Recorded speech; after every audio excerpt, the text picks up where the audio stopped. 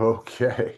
I got two of my buddies here. We're going to get right to that as soon as I tell you about expatmoneysummit.com. You go to expatmoneysummit.com and you sign up for free to get your tickets for the online event October 7th through 11th. It's put on by Mikkel Thurup. That's expatmoneysummit.com. Mikkel is the host of the Expat Money Show and highly sought after expat consultant with over 2 decades of experience.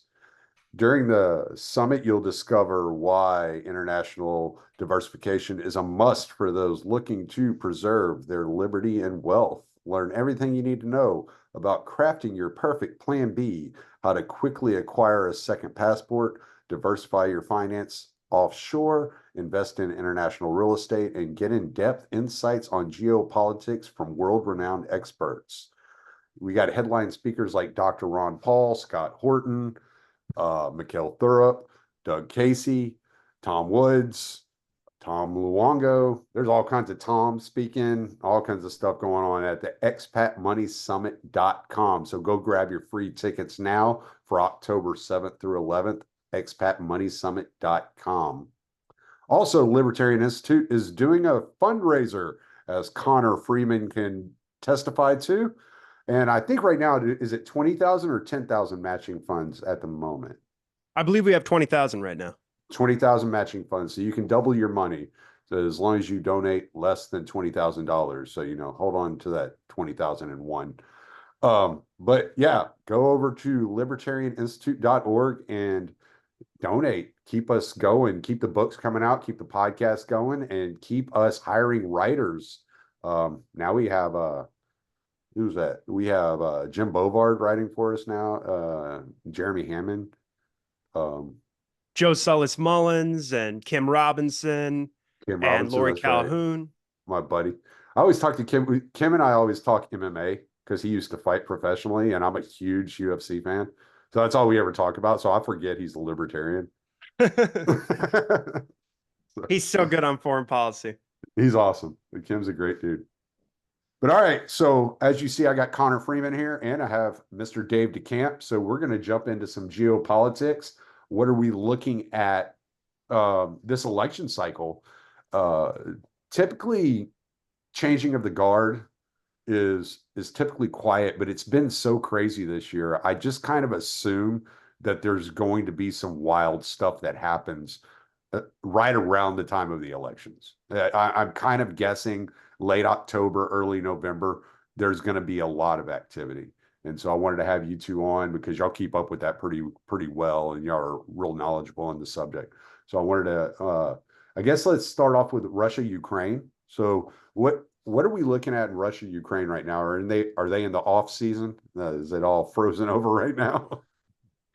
Well, actually, there's been, if you look at, what's been happening along the front line in Ukraine, the fighting is still, every day you see the Russian Defense Ministry put out these statements, say that they killed, eliminated hundreds of Ukrainian soldiers.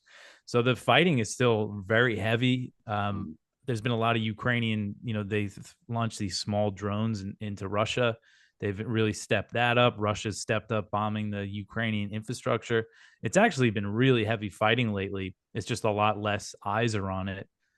People are just, sick of hearing about it. Probably it's part of it. And also,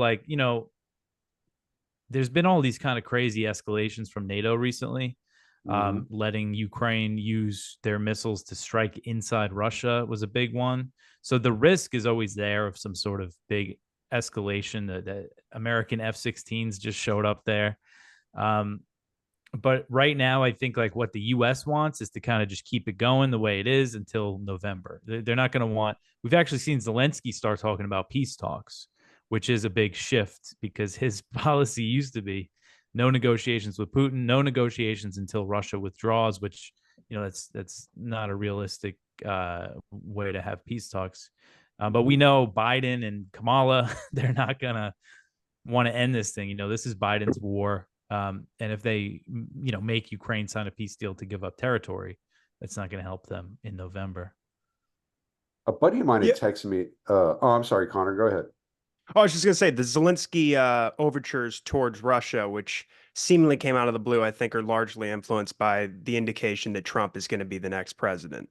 And he's said repeatedly that he has plans to end the war within 24 hours. It's unclear how he plans to do that. Um, by basically sitting down Zelensky and Putin and brokering negotiations. Um, and also, we've seen some indications from NATO where they're worried about that too, that the focus of the alliance will shift away from Ukraine and Eastern Europe and more towards China. So I think at the recent summit, the Swedes particularly were saying we got to focus more on China, which they've been doing for about the past 4 years. But there's this um, sense that Trump will be not keen on continuing the proxy war to the same extent that Biden and Harris have. And I think there's also probably some element of the war being such a disaster that in some ways the Democrats would be glad to allow it to collapse on Trump's hands as opposed to their own. For political purposes, like with Afghanistan, whereas the Republicans, the roles would be switched so that you can just blame the Democrats for the horrible withdrawal from Afghanistan, instead of really the people who should be blamed are George W. Bush and Barack Obama, especially.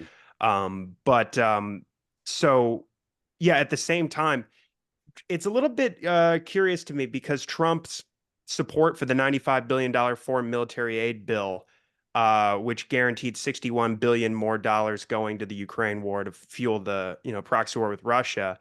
Um, I didn't expect him to really get behind that and to support Mike Johnson's efforts there. And there's also this Kelly Vlahos has a great piece out recently about Peter Thiel, and Palantir is so deeply involved in the Ukraine war itself. So JD Vance brings, even though he's pretty solid on and exiting the war, they can focus more on China. There is an interesting conflict of interest because Alex Karp, the CEO of Palantir, has bragged that almost all the targeting that Ukraine does in the war is based off of their use of Palantir systems and other programs. So there's some interesting moving parts here. I wouldn't bet money yet on what the Ukraine policy is going to look like under a Trump administration. I was what I was going to say a while ago is my buddy had texted me what was it, last Saturday. So he texted me, he said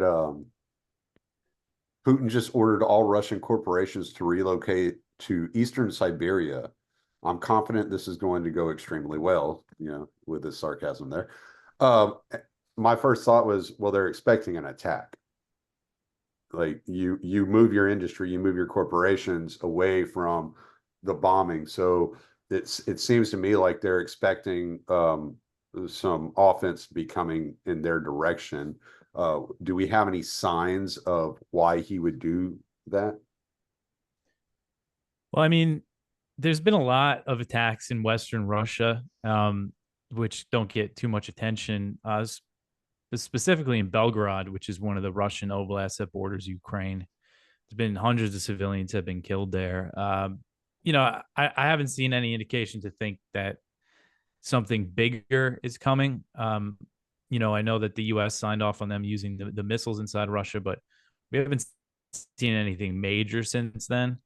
I don't know. It could just be a precaution or what. I'm not really sure.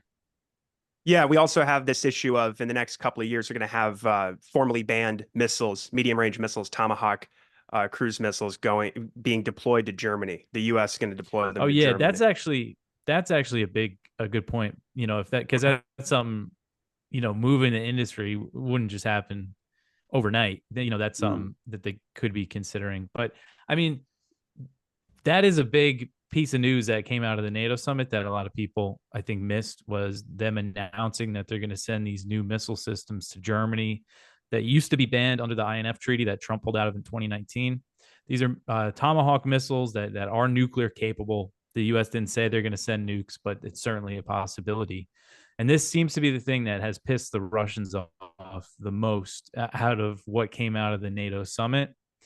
And Putin was just talking about it in Russia's Navy Day, in a big speech at the Navy Day parade. The fact that he's talking about it in that setting, I think it goes to show how much this, this specific issue, putting these missiles, these medium range missiles that can hit Russia in a matter of minutes in Germany is a big deal. And these were systems that the US and the Soviet Union had pointed at each other in Europe during the Cold War until they signed the treaty in 1987. So it just really goes to show, I mean, with Trump and everything, I am hopeful that they'll be a little better on Ukraine, but to really to really end it and not just freeze it, there really needs to be a big repairing of relations between the US and Russia, like a rebuilding of trust that I just don't think is going to happen anytime soon. Remember when Hillary Clinton uh brought that reset button out? Yeah. Okay. So I don't know why this just popped in my head, but I can see Trump like sending like Putin a text of a picture of a button like that. And said, look at this big, beautiful button. I Yeah. suggest we sit down and talk. He's just got that kind of this weird like showmanship to him, and he's just so Mhm. funny the way he like when he was talking when him and Kim Jong-un were going back and forth on Twitter, and he's like, yeah, my button's much bigger and it actually works. Yeah. I mean, It's the like stuff, this. He's a maniac. yeah. And I actually think he has the potential to do some good when it comes to Russia, but he's only going to have another 4 years. And then I would assume, depending on how much of a shit show that 4 years is, there's a good chance the Democrats are going to come right back in. And then, how they feel about Russia. But so I just don't have much, hope that long term things are going to really cool down. But hopefully, at least in the short term, because like this proxy war is just completely crazy. The fact that we're at this point that Ukraine's firing American missiles into Russia is just like, if you told us this like a few years ago, it probably wouldn't have believed you. But this is where we're at. And it's something that needs to stop. So, It would be funny to hear Trump recycle Obama's 1980 called they want their foreign policy back. yeah, Yeah, yeah. that would be awesome if he like brought that out in a debate with Kamala Harris or something. He just Mhm. like shot that at her. That would be hilarious. Yeah, it's a risky situation here too because Trump was so hawkish on Russia, and Mm, people can blame that on Russiagate if they want. But like Dave mentioned, exiting the INF treaty, ripping up the Open Skies treaty, he set a record number of, imposed a record number of sanctions on Russia and expelled record numbers of diplomats, Russian diplomats. Obviously, bombing Syria twice, and just I mean, they bombed the Wagner mercenaries. Like the military claimed at least the Russians disputed this, but killed hundreds of Russian mercenaries in Deir ez-Zor in February of 2018 in Syria. And so there were, I mean, and also he was the one sending Javelin anti-tank missiles to Kiev when even Barack Obama wouldn't do that. So, but on the other hand, he, to your point, has a way of speaking even about President Xi Jinping of China in a way that's much more dignified and respectful than the way the Biden administration does. And the Biden administration has been so averse to diplomacy when it comes to any of these so-called adversary states, that almost anybody could seemingly do a better job. Um, I mean, I've always joked that Antony Blinken is kind of like Rena Pompeo. Basically, he's just kind of an mm. effeminate, meek version of Mike Pompeo, but the policies look much the same. But I doubt that Pompeo, for all of his posturing as being such a tough guy, would have avoided speaking to Lavrov in the way that Blinken has throughout this proxy war. I mean, he's spoken to him a few times, but I mean, the most substantive conversation at this point, I think, is still the phone call or, from July of 22, where they, got Brittany Griner out of Russia.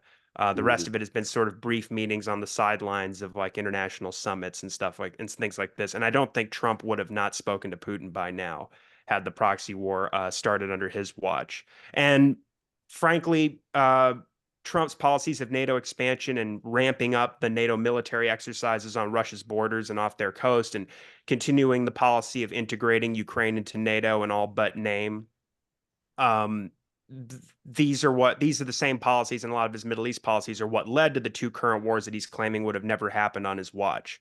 And his foreign policy rhetoric has been kind of dumbed down since 2015 and 2016. Like, to the point about all the recent escalations just this year in Ukraine, he's been more or less AWOL on those. I think his best moment so far is when was at that CNN town hall and he was talking to, I think his name is Caitlin Collins, and he goes, "They're dying, they're dying. I want to stop the dying. I don't care who Right. wins. I want to stop the dying." And that was great. But I mean, I think that was well over a year now. Yeah, it's been a Um, while. yeah, and so he's been completely AWOL on these, Macron and these other NATO members discussing sending over contingents of troops to go and overtly train Ukrainian forces for the war. We've had a slew of NATO states line up behind. I think London was the first to say, yeah, absolutely, we authorize you using NATO supplied missiles for attacks on Russian territory. The increasing attacks in Belgorod, the attacks on Crimea. Um, and again, the deployment of these missile systems, we haven't really heard a word from Trump about any of this. Um, and Vance is against the war, but again, like I said, he's so bad on Iran and so bad on China that, I mean, again, you have to look at, we have such horrible choices here. It's like with Robert F. Kennedy Jr. I thought the one thing he would be good on was China. And he was for a long time, but he discarded that once he became like Rabbi Shmuley's employee. And so, yeah, unfortunately, we have to take the bitter with the sweet here. But um, yeah, it's very troubling to know. I mean, because like I said, it's a wild card with Trump and Ukraine. But the risk of escalation is just out of control now. Like I've been genuinely shocked, especially, there was this recent call between Lloyd Austin and his Russian counterpart, the Russian defense minister. And this took place after they bombed with Army tactical missile systems, which have a range of nearly 200 miles, Russian beachgoers on an Orthodox holiday in Crimea. And I mean, that's the kind of thing that could really, I mean, these attacks on Crimea, they're never giving up Crimea. And yet the Ukrainian war goal remains that we are going to take Crimea back. And that's the same policy of like Victoria Nuland and these other Russia hawks that have proliferated throughout the Biden administration. And, they've refused to ever put Ukrainian neutrality on the table thus far. I mean, I suppose there's a chance Zelensky could do that himself, but that would be very difficult for him to do politically, especially with U.S. pressure. And so Well, he'd it's probably a be staring down the barrel of another Maidan if he yeah. did. Yeah. Do we have any? Has there been any signaling? I haven't seen any signaling, but have y'all noticed any signaling as to who Donald Trump is considering for, foreign policy advisor, et cetera, et cetera? I know at the end of his term, he had brought in Colonel Douglas McGregor, and Mhm. so which probably should have been the choice from the get-go. And but so do we see any signal as far as who he's considering, that maybe he's learned a little bit? Is he surrounding himself with people that can help him, in maneuvering through the neocons and getting to some actually decent foreign policy advisors? I think I haven't seen any signals from Trump, but I've seen what the Republicans want. With the Republican, the neocons in the party want him. They want Mike Pompeo to be Secretary of Defense. They want Tom Cotton to have a big position, and I mean, those guys are about as bad as you can get when it comes to foreign policy. Pompeo. One thing about Pompeo with Trump is, they never had any kind of falling out.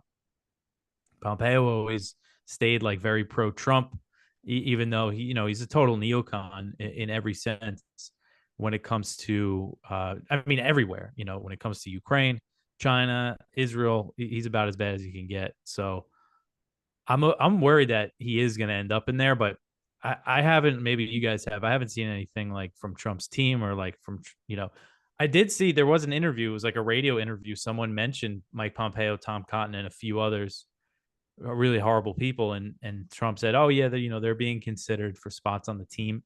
He said Nikki Haley Yes. might have a spot, which is that's not good. Okay. Yeah. Vance, I think, is a good sign again when it comes to Ukraine, but I think that's going to be the big thing. Like when the election happens, if he wins, that transition period when he starts filling out that cabinet, that's when we're really going to get an idea of what Right. if they're going to try to end that war. Yeah. Well, let's And move on. Oh, go ahead, man. I was just Oh, going to say, oh, sorry, I cut you off. No, go ahead, Dev. I was just going to say, like, Trump winning the next term, he's not going to have any reason to win again. So I think like when it comes to promises he's making and things he's saying, you can't really expect him. It's just really hard to predict what Trump's going to do. He's got no reason to please anybody once he gets in. So that could be good or bad, I think. Yeah, and he said Right. Nikki Haley is filled with great ideas. And he goes, "We think alike. We think so much alike. She's definitely going to be on the team, no doubt." And so, I mean, Robert O'Brien, I think, is still hovering around and saying, Yeah, I I mean, forgot you about have him. you have the NatCon conference that just took place, and basically they're saying that Israel needs to officially be made the 51st state. I'm only slightly exaggerating. But like we need to help them take on Iran and finish the job in Gaza. It's more or less the Republican rhetoric we've been hearing. I mean, J.D. Vance and Donald Trump have co-signed this idea of like finish the job in Gaza. We just heard Trump say that, he bought this completely baseless claim that Iran is trying to assassinate him. And then he said last Friday on True Social that if I'm killed, America should wipe Iran off the face of the earth. So this idea and his meeting with Netanyahu too, I mean, with the way Netanyahu has been carrying out these assassinations here just in less than the last 48 hours, I think it's on everybody's mind that he must have gotten a green light despite any sort of appearances of disagreements between he and Kamala Harris. I think from probably all three, Biden, Harris, and Trump, that he got some kind of green light to take on Iran or to really escalate with Hezbollah. And his whole speech was about how we've got to go to war with Iran, basically, and America's going to have to do it. And we're seeing a lot more rhetoric like this from American Zionists and from Israeli Zionists as well. There was an interview with an Israeli journalist of Barry Weiss recently, was basically saying, like, if America doesn't go to war with Iran, then you're part of the problem, basically, which I'm That's happy to be a part of the problem. Lindsey Graham with a vagina. Yeah, seriously. And Uh, I heard somebody say something earlier that I found interesting, and I don't know what y'all would think about this, but I would like to run it by you just to get your ideas on it. So, they were saying that Netanyahu's move to assassinate the leader of Hamas in Iran was a direct hit on Gaza, Hamas, what does he say? Hezbollah, Hamas, and Iran all in one shot. And in so doing this, it solidifies, it like kind of puts Kamala Harris in a corner just in case she does win, that she has to back Israel instead of trying to push for an end to the war, that she's kind of like stuck now in a situation. And it was kind of one of those um, insurance policies, if you will, that he went through with that attack. What do you make of that? Because I have no faith that I Kamala mean, would I think it's stop the war. That's like, yeah. I think that's possible because I mean, you see the U.S. like what they just have to do. I mean, you saw Lloyd Austin today. Israel just bombed Beirut. There was all these reports, that the U.S. was telling them not to bomb Beirut like for days. Now the question is, are they just trying to like put out a narrative that they're against what Israel's doing?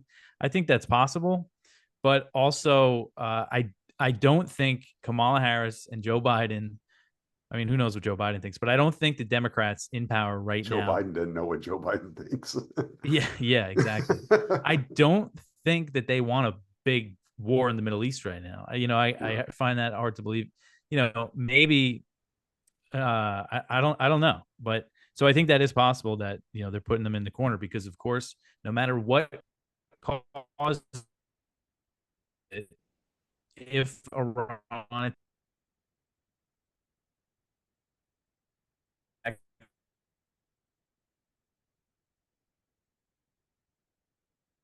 U.S. has we're defense, so I mean it's just a really amazing. You broke up a little bit there. Can you yeah, one of the repeat that most last part? Oh, I got cut off a bit. On my side, I don't know if Connor could hear you, but it broke up on me. Okay. I was just saying, like that no matter what happens, no matter what causes the war with Iran, it's like this with Israel in every case. No matter what, the US has got to say, oh, we support Israel's right to self-defense. And even though Right. they're, doing all this stuff and they say, oh yeah, we're going to defend them. So the US is going to directly intervene in this. That's not even a question. Yeah, I don't think there's any question with Biden and Harris at this point, what they've gone along with over these last 10 months. And we've seen, supposedly there's reports in Israeli media that they at least got a green light to escalate the war with Lebanon while he was in DC. Um, and one of the most dangerous elements of the Republican foreign policy and even the MAGA foreign policy or whatever, I guess they're the same thing at this point, is their analysis still to this day of Biden is that he's weak. He's been weak on Iran. He's been weak on China. They might say that he's been reckless with Russia and Ukraine, but that he's been weak on Iran and China. And so that means that whoever he's going to surround himself with in this next administration are going to be very deluded about the reality of the situation. One of the funny things is like the Abraham alliance that Netanyahu spoke of during his speech to Congress. That I really don't think can happen anymore. Especially in the wake of the genocidal war on Gaza, but it was already falling apart since China brokered that landmark peace deal between Iran and China last March. And since then, we've seen, and even before then, Iran had normalized relations with the UAE and Kuwait, and now they just normalized with Sudan. Bahrain is next. Ted Snyder has a great piece up at the Institute about this, I believe from last week, all about how this policy from both sides in the U.S. to isolate Iran is not working. It's totally backfiring. That means they're going to have fully normalized relations with at least three of the Abraham Accords states. And the Abraham Accords, besides throwing the Palestinians under the bus and normalizing their apartheid among states in the region backed by the U.S., a big part of it was building this NATO-style coalition to encircle Iran for a future war. And we saw there was this report in Middle East Eye after Iran had retaliated with their ballistic missile and drone attack on Israel, which is the first time they'd ever done that. After the consulate was bombed in Damascus on April 1st, and they killed a top general and his deputy and several civilians as well. The states where the U.S. was taking off from, including Saudi and Kuwait, reportedly scrutinized their basing agreements to make clear if you decide to retaliate against Iran, you're not to do it from our bases. And so I think a big part of this assassination in Tehran of Ismail Haniyeh, the leader of the political bureau of Hamas, was twofold. One, to cut off any possibility of negotiations to end the war in Gaza with Hamas, let alone. I mean, you had comes as the inauguration of the new Iranian president, Masoud Pezeshkian, is taking place, and he's a reformist. He's not a hardliner like Raisi, although Raisi did try to negotiate a U.S. return to the JCPOA in vain. It went on in these indirect talks in Vienna that ultimately went nowhere because of Israeli pressure and attacks on their nuclear program and a whole slew of assassinations that took place in 2022, especially. And all Biden did was expand sanctions at the time that they were taking place.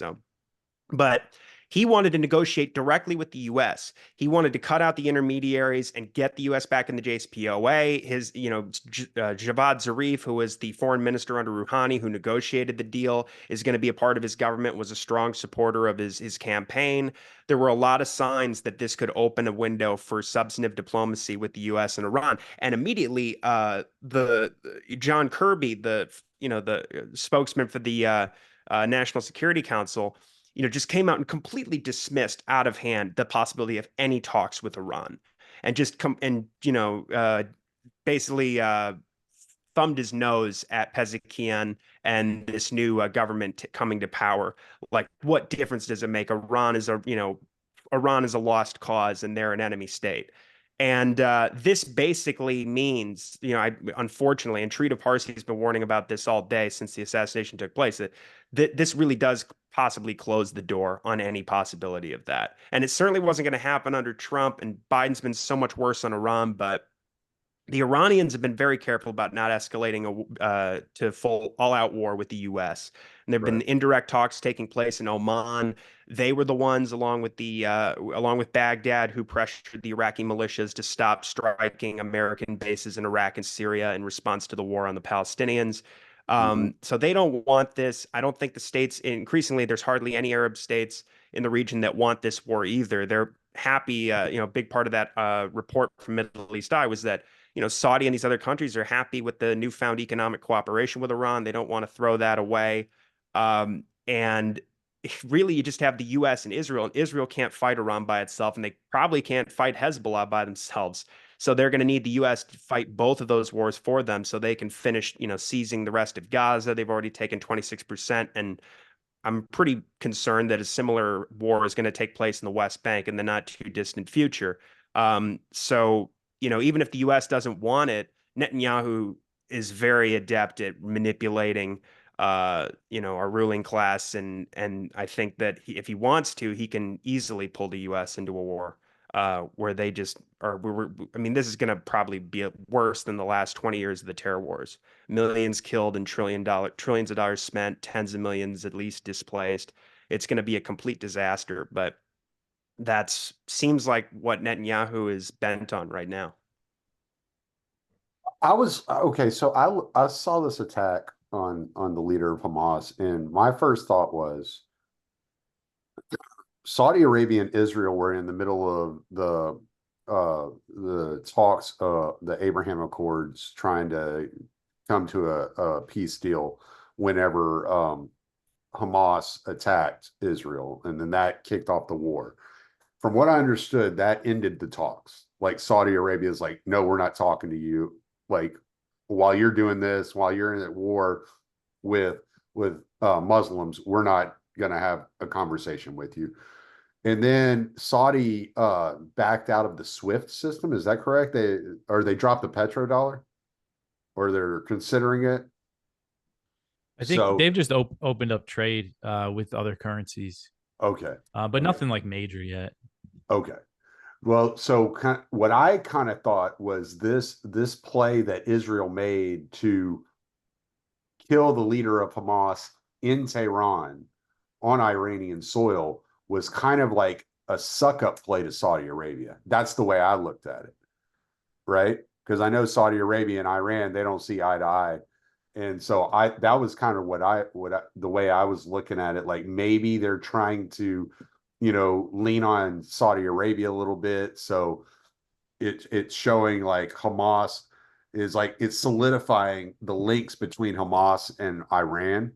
And therefore Saudi may get a little softer on their policies toward Israel due to that.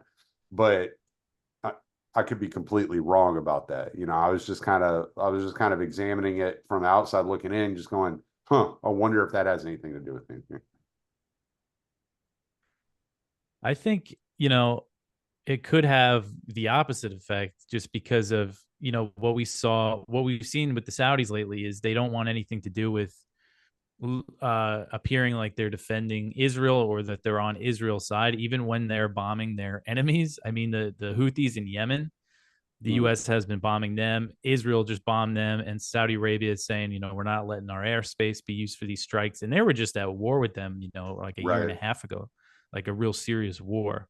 I think there was definitely smarter ways for Israel to kind of keep the Saudis more against Iran, but I think we have seen a real change in the Saudis when it comes to their view toward Iran. I do think that they're not happy with Hamas, that they wish this whole, that the October 7th thing really disrupted their plans. I think they were ready to make a deal with Israel to throw the Palestinians under the bus. And now, so Brett McGurk, who's Biden's top Middle East guy in the National Security Council, he has this whole vision that the U.S., there's going to be some kind of deal in Gaza. Hamas is going to be taken out. And then Saudi Arabia is going to fund the reconstruction. And it's going to become this there's going to be some Arab administration run by the Gulf states. And the Saudis and the Israelis are going to normalize because of that. But I think it's clear that the Israelis don't want that. They want the Palestinians out of there, whether they're going to kill them all or they'll get Trump or somebody to pay for to bribe Egypt to let them in or something. I think something like that's possible. I think that's kind of a pipe dream, the idea of like the Saudis and the Israelis making a deal anytime soon. I think it's possible. Like I don't put it past the Saudis to not, really care about the Palestinians in Gaza, but I just think as an Arab, leading Arab country, They just can't do that right now. But man, who knows what's going to happen right now, because you look at what Israel just did. He was there, Haniyeh, the Hamas leader, he was in Iran for the inauguration. He was a guest of the Iranians, and they killed him while he was there. I mean, they have to do something big.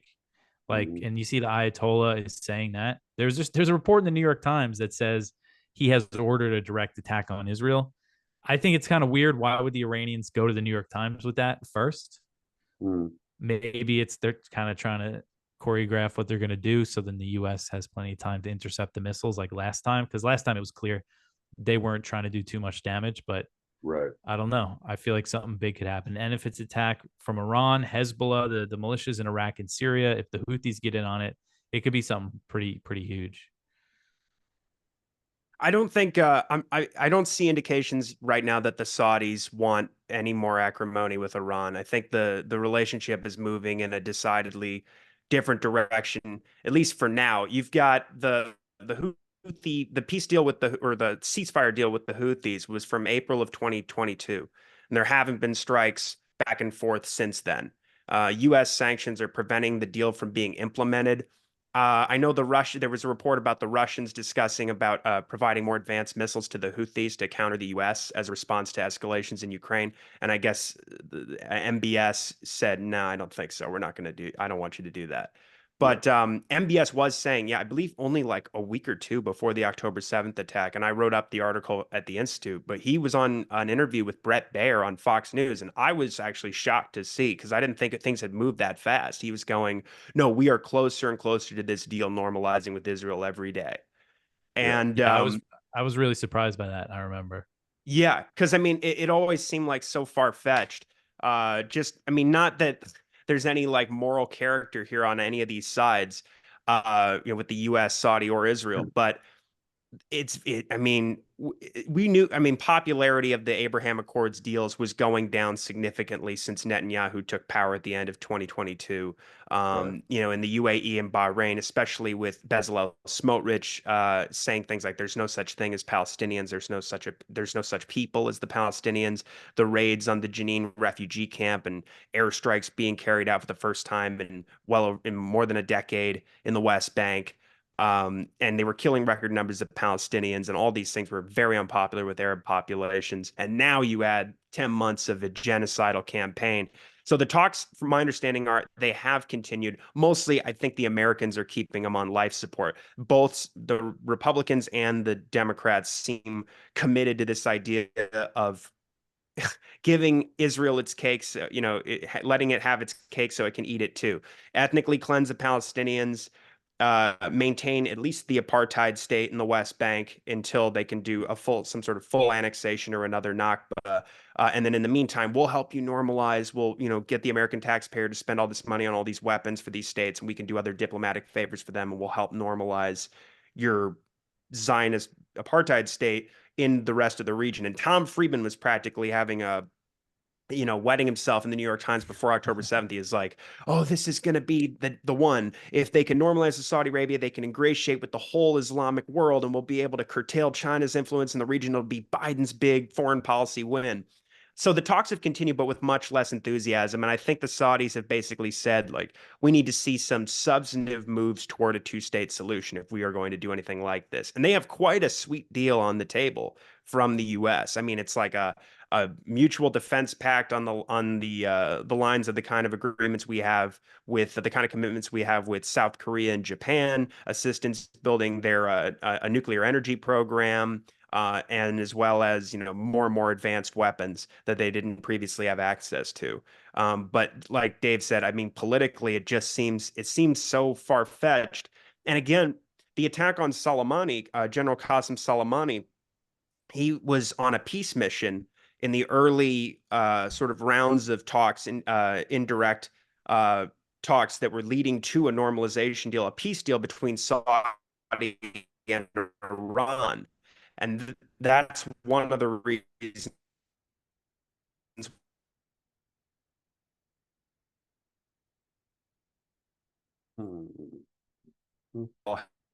had him assassinated, had the U.S. To try and decrease tensions between the U.S. and Iran. Israel really needs Iran to be the big boogeyman, and they really look like they want to fight with the whole axis of resistance. But I mean, that is a war that the rest of the region just cannot afford, especially when you consider like the Al Udeid Air Base and the Fifth Fleet in Qatar and the Fifth Fleet being based in Bahrain, and all the different assets and bases we have throughout the Middle East. All those states are going to get hit with Iranian missiles, and you're going to see American troops lit up in Iraq and Syria. And there's already such tensions in Iraq just over the fact that U.S. troops are still there, and there doesn't appear to be any kind of move towards a withdrawal, even though you have the prime minister now for months and months has been demanding that the U.S. leave. And he doesn't really have the power to make that to just decide it, and it happens. But the people there are furious, and the Iraqi Shiite militias are licking their chops to start going back to really attacking American occupying soldiers there. Mm. Um, I just think it's going to be such a disaster that Israel is the party that wants that war. Um, and I think if they could just end the war right now on Gaza, there might be a way. I mean, the Arab states might feel like they're obligated to contribute to help rebuild Gaza and give some relief to the Palestinians there. Obviously, the Israelis are looking for anybody else to do it, other than themselves. But yeah, that seems so far off in the future. But I think, to your point, there's probably still a possibility that they would normalize, Saudi Arabia and Israel would, in this sort of U.S. brokered deal. But I think the war probably at least has to end first, and then there's a whole rebuilding process that has to take place. And I mean, there's a lot of things that Israel would have to do to make it possible, and I don't know, they don't seem to be willing to. Okay, so one of the less talked about conflicts that's happening right now is that the war in Sudan. And when you look at the region, right, it seems to me like the war in Sudan, the constant bombing of Yemen, Gaza, Hezbollah, Iran, and Israel are all intertwined. Now, I've heard people have put out that Sudan, in all likelihood, is the real proxy war. That's where everything's really kicking off. That's where you have like Russia intervention, you have Israel intervention, you have U.S. intervention, you have China intervening, you have Iran intervening, and that if there is going to be a World War III, it's going to be out of Sudan. And seems like very few people are talking about what's going on in Sudan. How do all these things in that region tie together? When it comes to Sudan, I mean, I disagree that you have clear sides. I mean, the U.S. You can't really tell whose side they're on. I mean, they've kind of played both sides, against each other, and I know Iran is getting involved, and Russia is too, but I just don't see that as like really a battleground between these powers there. It seems like something. I mean, maybe I'm wrong. I'll see what Connor thinks. That the U.S. doesn't really want to be involved in right now. I think they have enough on their plate. It's a really horrific war. I mean, a lot of people have died. People are starving. Um, but it really is kind of just a battle. To me, again, I don't know. I've had people try to convince me the CIA is on Hemedti's side, and I've had people try to convince me that the CIA is on the other side of this thing.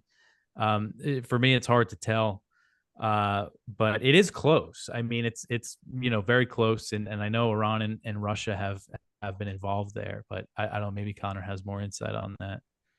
I'm not really nearly as familiar with the war in Sudan as I'd like to be. I know the Saudis and the Emiratis are on competing sides of that proxy war, and that hundreds of thousands of people have been killed, and there's a major displacement crisis. But no, I'm just not familiar enough with that particular war right now. But I mean, it seems like the major risk of escalation is probably going to be, what the war that Israel is carrying out more directly now with Hezbollah and Iran. And we've seen this, to a large extent, competing factions backed by the Saudis and the UAE and Yemen as well. But again, the major risk seems more like, what is Israel's role going to be now that I mean, I knew that there people have been writing stories for years saying things like Israel has been bombing Yemen. I never saw any evidence of it. Now that we've seen them actually bomb the Hodeidah port, caused $20 million of damage, and I think they killed 6 civilians, but damaged so many, damaged like different shipping cranes and other vessels, and severely damaged the port. And that's a vital lifeline for those people who've been starving. I mean, the U.S. starved, and Saudi and the Emiratis starved hundreds of thousands of people there. So it Israel just seems like a completely but just a madman in the region. I mean, but Netanyahu brags that they're on a 7-front war right now. So that's my major concern. I mean, it's almost the war in Ukraine. We've been at the brink of nuclear war, worse than any time in history. It's been going on now for well over 2 years. But the pace of this war escalating, it seems, Netanyahu, he's the one world leader I'm really concerned would use nukes. This is just a completely out of control state. And so that's been my main focus, but I definitely need to pay more attention to Sudan. I I Yeah. think I heard somebody say the other day, and I was just Googling it. I don't see anything confirmed, so it could have been just somebody talking out of their ass. You know how people are when they get on these tangents. But I heard somebody say the other day that the white helmets had moved from Syria to operate in Sudan. And I'm wondering if that's where the talking point that the CIA has chosen a side is coming from. I Oh don't yeah. see a news. I'm The not White seeing a Helmets. news story on it, so Yeah. it could, like I said, it could just all be bullshit. But Hmm. Yeah, no, I haven't heard that. I do know that, the Russians are getting like access to the Sudan's Red Sea port. That's something that the US probably definitely doesn't, wouldn't want. Um, mm, so yeah, I mean, maybe it is something to keep a closer eye on when it comes to everything between the US and Russia and China. But to Connor's point, I don't even think a lot of people say war with Iran is World War III. I don't know if that is necessarily true because if Russia and China, I mean, China isn't going to get involved. There's no way that they would mm, enter that war on any side. They might just trade with Iran more, like they're doing with Russia. right, Um, but even Russia, I mean, Russia is in Syria, so there is a risk there, and Syria is allied with Iran. But Russia's been sitting there for how many years now as Israel constantly bombs Syria and Russia doesn't do anything about that. So why would they, if this thing turns huge, why would they get involved when they could kind of just sit back and let the US, have to deal with that mess that would probably reduce US involvement in Ukraine. Um, but again, that Syria presence, I guess, is always a risk. And also, you hear this a lot from people that like when Israel bombs Lebanon or Yemen, they say, "Oh, they're going to be destroyed by the axis of resistance," and they certainly could do some damage to them. But Israel has nukes. I mean, it seems like people always forget this, and right. I think looking at the past 10 months, I wouldn't be surprised if they use them. They wouldn't use them on Gaza. I don't think. I don't think they would use them on Lebanon because that's right next door. Would they try to use them on Iran? I think that's I think that's a possibility. I don't know if they could pull that off, but I think it's possible. I mean, I really wouldn't be surprised, which is kind of really sad that that's I think a realistic possibility here. And I think the U.S. would even still back Israel in that case if they like it's just that's how crazy and things are now and where we're at. And Do then you that is think? the question: if Israel nukes Iran, then what happens? Yeah. Some people think Iran is de facto under the Russian nuclear umbrella, but I don't think so. I think Israel would probably be able to get away with it. Well, that's a good point because everybody's so concerned about Russia using nukes or the US using nukes against Russia. But I don't hear anybody really talking about the possibility of Israel using nukes against Iran, which is probably much more likely than Russia or the US using nukes. Yeah, Yeah, Netanyahu's speech, he was talking about how we're protecting you. This is your war, as much as it's our war. Our enemies are your enemies. And he started painting images of Iran nuking American cities. And again, 58 standing ovations in about a 60-minute speech.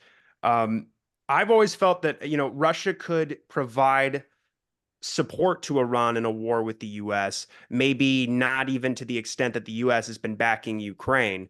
yeah, But they could get involved. What I've always been concerned about is if Israel starts bombing Damascus and going for to try and whack Assad and turn that whole country into complete chaos after they've basically confined. There's pockets of ISIS in the east, but and attacks have been taking place since the war in Gaza started, but they're mostly Al Qaeda and the ISIS guys are mostly confined to the Idlib province now. The Syrian Arab Army, Hezbollah, and Iran and Russia really took care of that. And the U.S. still occupies a whole third of the country. But I mean, if they really make a move against Assad and start bombing the hell out of Syria at this, at the same time that this escalates, that's when I think you could see Russia get involved. But as Dave said, they've been bombing. We cover it every time at antiwar.com and on conflicts of interest. I mean, Israel has been bombing Syria almost every week for years and years and years now. And the Russians very rarely, I mean, the most they'll do is offer more advanced air defense systems to the Syrians, and they still don't really seemingly make much of an impact. But there's never really any threat of any escalation with Israel. And so, Russia doesn't want that. No, again, the problem is you have all these different elements here. And it does look to me more and more like Israel wants this war. And I don't see how many other people in the region, how many other states in the region really are interested. I think they want to do everything they can to avoid it, but it's going to be impossible with this current government in Israel. And really, I mean, 80% or more of the country believes that the war is either in Gaza, they support the war or they think it needs to be escalated. I mean, right now seeing, this whole controversy about at the Tiedemann, I don't know if I'm pronouncing that right, a detainment center where the Israelis anally raped a Palestinian prisoner so bad his rectum was damaged so much he couldn't walk. And there you have ministers from Netanyahu's government and members of the Knesset going to protest the detainment of these IDF soldiers and we've heard so many stories about this coming out of these detainment centers in Israeli media, especially from Palestinian prisoners and then even sometimes IDF soldiers themselves, Israeli sources themselves. The worst kinds of things you can imagine. I mean, it's a lot of anal rape with like electrical rods and different things like this, and people being burned with cigarettes and being forced to defecate on themselves and just being beaten to a bloody pulp, not allowed to sleep, starved. You have Ben-Gvir saying we need to just start executing Palestinian prisoners to make more room because they're overcrowded. I'm going to keep these people basically at just above starvation level. And yeah, they're completely. I mean, the society has become so radicalized, and they already were headed down that path. But I mean, at this point, it's terrifying to think like what not just the government, but that whole society is willing to do. I mean, as Gideon Levy says, it's the unanimous war. He's never seen a war like this where there's virtually no opposition in Israel. And in our ruling class, it doesn't matter which party. I mean, 136 Democrats didn't go to Netanyahu's speech, but so much of that, I think a lot of it, I think, is like we don't want Netanyahu in there anymore. He's terrible PR for the American-Israel relationship. I mean, that's what Chuck Schumer's speech was all about earlier this year. But these people in power are willing to do basically anything Israel says, and especially Donald Trump. So, if he comes in there and, Jared Kushner is going to be playing a role again, Netanyahu's godson, we could see some horrible things. I mean, I think it's a foregone conclusion that if Israel went to war with Iran, Trump would jump right in, no questions asked. But I do think that's true about the Democrats as well. I know you got to go, Dave. You want to plug everything? Any last comments and plug away? Yeah. I mean, the last comments are, it's really tough to say what's going to happen, but it seems like something big might happen. And, we're talking about this election stuff. It's only July. I mean, it's August tomorrow, but there's a long way to go till that election. August, Yeah. September, October. I mean, and think about everything that's happened. I feel like we're really in for something. And Israel Netanyahu bases his actions very much on what's going on in the U.S. and U.S. politics. So, yeah, I think that explains part of the reason for this assassination. But people want to check out my work, antiwar.com. All the news section that's where I do all my writing. And then I have my daily show where I go over those stories. It's called Anti-War News podcast, or on YouTube, Rumble, wherever you prefer to watch, Odyssey too. So people could check that out, and follow me on Twitter at DeCamp Dave. All right, man. You have a good night. All right. Enjoy your animals. You too. Take care, Thanks Dave. for coming on, man. Yeah, take it easy. I had a couple more questions if you got a little bit more time. Yeah, absolutely. So one of the things we always have to try to fight is kind of these normie talking points, right? I just saw, I think it was like last week or something. I saw a tweet, a post, whatever you want to call it. I don't know what you call it anymore. It was easy when it was Twitter. Come across, and it was somebody with an Israeli flag in their bio, swearing up and down that Iran is 2 weeks from a nuclear weapon. And I think they've been 2 weeks from a nuclear weapon for the last 30 years, if I'm not mistaken. So what's going on with Iran's nuclear capabilities? Yeah, they've increased since let's see. So there was a strike on the in Isfahan, the Natanz nuclear facility, in April of 2021. An Israeli attack caused a huge explosion, power outages. That's their main center for building centrifuges. And in December of 2020, they had assassinated Mohsen Fakhrizadeh, a top scientist, killed him with a remote control machine gun. I think the Mujahideen Khalq was working for the Israelis on that hit. Both of those spurred the parliament in Iran to demand that they increase uranium enrichment for uranium tetrafluoride to 20% following the assassination of Fakhrizadeh, and then after the attack on Natanz, which came after the indirect talks in Vienna that I mentioned earlier began. That was Israel's message of like, this isn't going to happen on our watch. Mm-hmm. The parliament demanded you start increasing uranium hexafluoride to 60%. So they've built up a stockpile. They've increased their stockpile of that uranium, but that's still well below 90% minimum plus, what you need for weapons grade uranium. Mm-hmm. And I think it was the head of the Atomic Energy Agency, pledged back in probably later in 2021 that they would never exceed 60%. They haven't. There's no evidence that they have.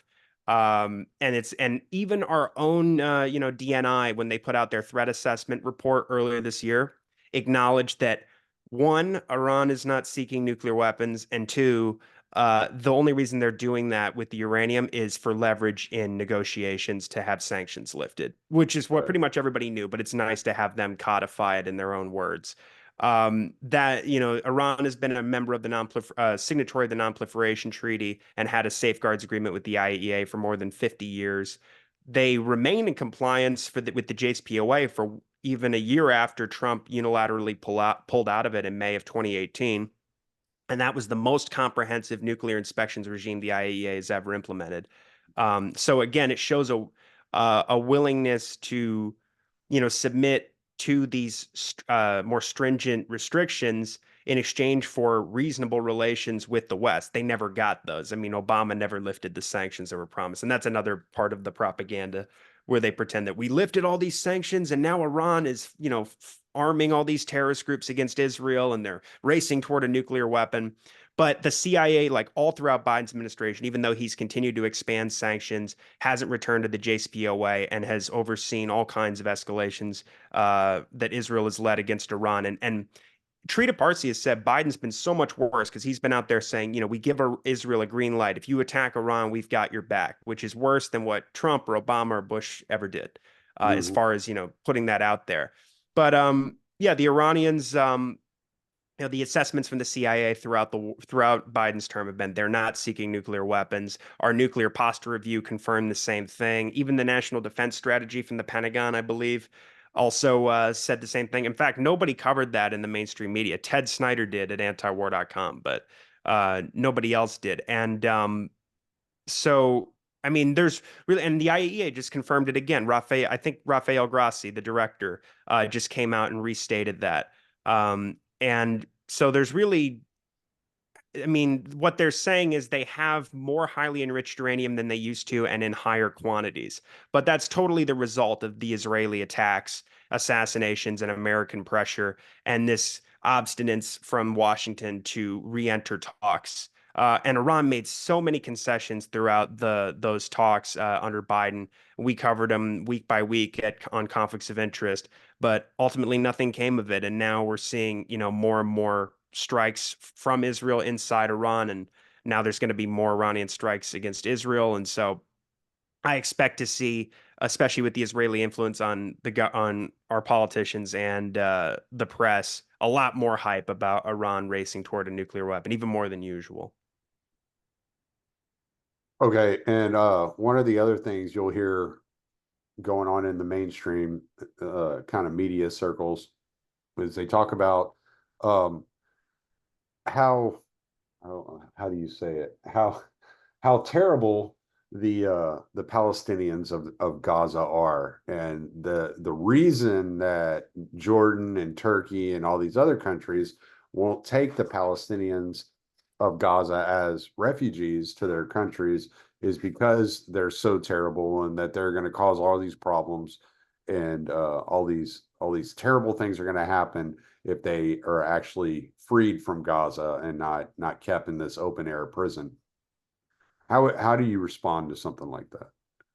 I think the first point is those states do not want, well, first of all, no state wants a major influx of refugees from a war zone. That's just a normal policy to have, unless you're like, I don't know, we do see this crisis in Europe and the United States that's pushed by these different NGOs to, flood migrants into, Western countries. But in this case, I mean, the natural inclination is to avoid anything like that. But more importantly, the Jordanians and the Egyptians and other states that have historically taken in Palestinian refugees throughout various Israeli ethnic cleansing campaigns, Syria as well. None of these states, even the U.S. sock puppets, want to be seen as assisting in Israel's ethnic cleansing campaign of the Palestinians, like finishing the full conquering of historic Palestine. And they've been demanding. I mean, we've seen the plan released by the intelligence ministry in the beginning of, in the beginning of the war, but in October of 23, there was a leaked document where they were talking about, we'll just cleanse all the Palestinians into the Sinai Desert and into Egypt, and then we can just let them bake out in the sun, and the Egyptians will take care of them. And that's been pushed for a long time. And none of these states, I think, want to do that. I mean, their own populations were leading massive protests, especially earlier on in the war, just furious with their own governments for doing nothing and abhorred at what they're seeing just as much as anybody else in Gaza. And so that's just Israeli propaganda. It's like saying, it's the kind of thing that you would have heard somebody say about Jews during the Second World War, during the Holocaust, that these people are just filthy scumbags and no one wants them. And so what difference does it make to you what we do with them? But at the same time, the Israelis have been pushing, like, all you Western countries that you pretend to be, you say you're humanitarians, you should take these people because we don't want them. And but I don't think anybody's really keen on doing it. We do hear a lot from Democrats about how we need to, and Republicans too, about, well, on the one hand, the Democrats will say we need to take these people in, and the Republicans say, no, we don't want that. Those people are horrible. Palestinians are all terrorists. But certainly the regional countries, I think it's a much greater political liability to be seen as helping Israel finish the job. Well, last I heard, Chuck Schumer was a Palestinian, and if that's the standard, then they are horrendous. Joe Biden too. Yeah, He's just a bad one. yeah, he's a bad Palestinian, but Chuck Schumer's a Palestinian now. So He just said that recently about I'm Kamala Harris too. I'm waiting for the article to come out that just says we're all Palestinians now.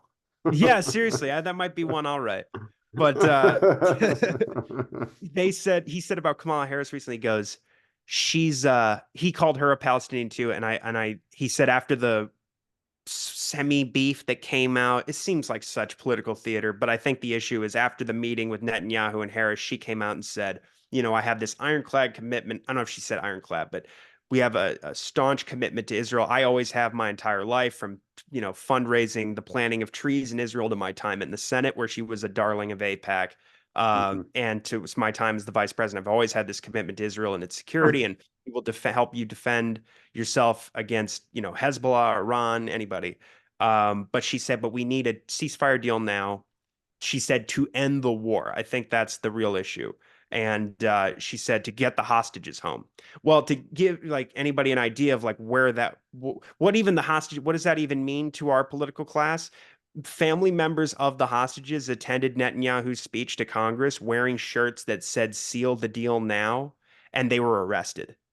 So, I mean, and I guess the other thing Trump said was about Harris. He goes, she had this horrible meeting with Netanyahu. She was so disgraceful. She didn't attend the speech. She had some, I think even Vance too. They both had campaign events to attend to, and so they weren't there. But he goes, she doesn't like Jewish people.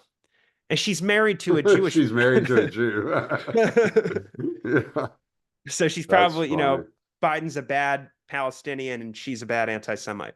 I heard it seems like the left is kind of sweating a little bit with her being the nominee because she is married to a Jewish man, and then she's considering what's his name, Shapiro, as vice president. So Yeah, and from what I understand, he's a big pro-Israel hawk yeah, as well. And but again, she's been pretty bad. She's got an interesting foreign policy record as a senator. And she's got an interesting foreign policy, a national security advisor, Philip Gordon, who served in the Obama administration, but wrote a book excoriating a lot of the regime change wars that Obama had fought. He did support the Iraq War, but he helped negotiate the JCPOA, and I guess Kamala was a pretty big opponent of Trump exiting the deal. Now, that could all just be politics, but she was also against Trump pulling out of the INF treaty, which is, again, a pretty sensible position that we haven't seen, under Biden, any effort to return to the INF treaty. She's always been very pro-Israel and had deep ties to AIPAC. She's been horrible on Russia throughout the war in Ukraine. Um, Not exactly sure where she stands on China, but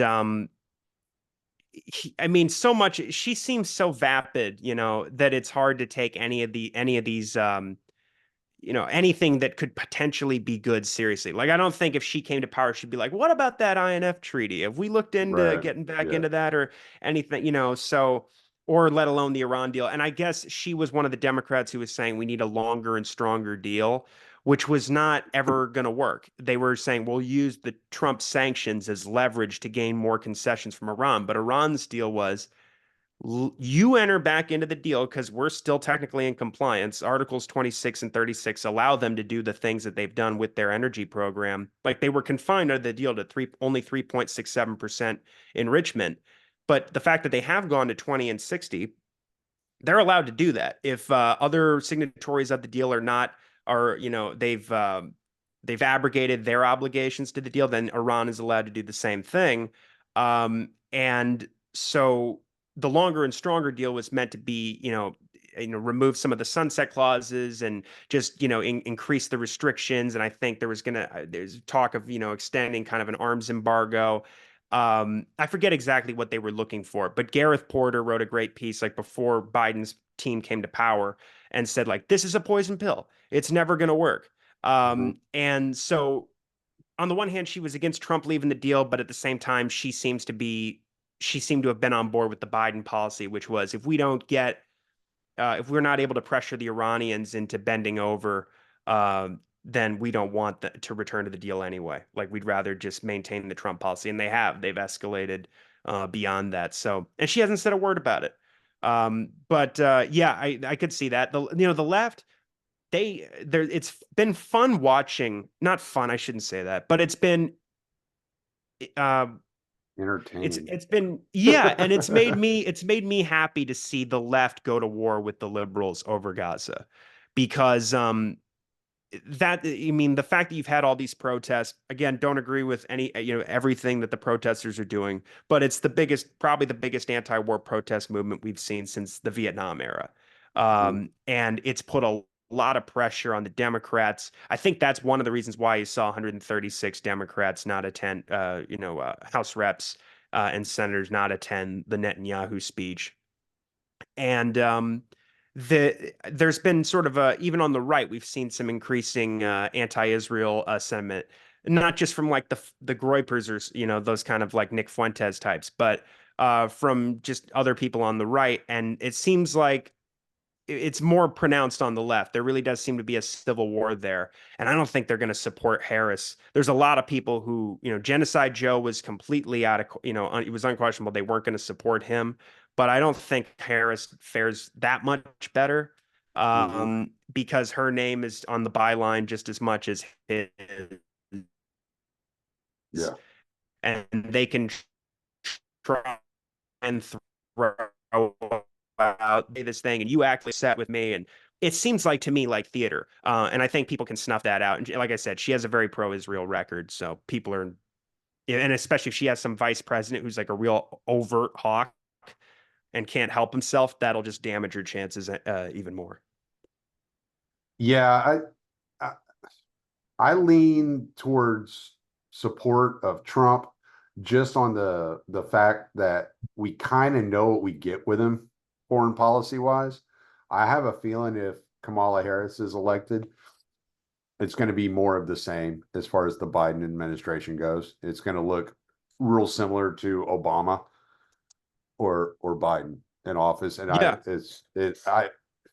I can't imagine what wars are going to be started from that. I kind of think I don't think Trump is principled in any way, shape, or form. He doesn't really have like a really strong principled stance on anything political. But I think he has this knee-jerk reaction to go towards the anti-war side, like to try to get away from war because he's a businessman, and that you don't do business by attacking other businesses, right? Like Yeah. not you don't send troops into your competition, you know? And so I Yeah. think he kind of looks at countries like corporations and that he thinks that they can run about the same. So I think he just kind of has this kind of leaning in that direction just naturally. Yeah, that's kind of what I was getting at earlier. Like when he talks about President Xi, when Biden talks about President Xi, he goes, he's a dictator, even after like they just held a talk. I think the last time they met in Bali, he pulled something like that. And you could see even Tony Blinken just cringing in the audience. But, when Trump talks about Xi, he goes, he's a very strong man. He's a fierce He's man. He's smart. a strong leader, smart man. Yeah. Yeah. And so on that level, I would hope that if things really did escalate, because Biden has been so much worse on China than Trump has been. And the thing, and like if Trump is picking up where he leaves off, like I said, the terrifying thing is he's surrounded by these deluded policymakers who have the impression and are going to give the impression to him that Biden has basically already given China the store. And, now we need to really be aggressive and we really need to escalate. But we're already so close. I mean, under Biden, virtually every branch of the military, the heads of the branches, and all these top military officials have been saying, we're preparing for and we're going to go like a foregone conclusion. We're going to direct war with China, not this proxy war kind of stuff with Mm-hmm. that we've seen with Russia and Ukraine. In fact, the former head of Strategic Command, which oversees U.S. nuclear forces, made that comment in November of 2022 that, oh, the war in Ukraine, that's just the warm up. The big one is coming.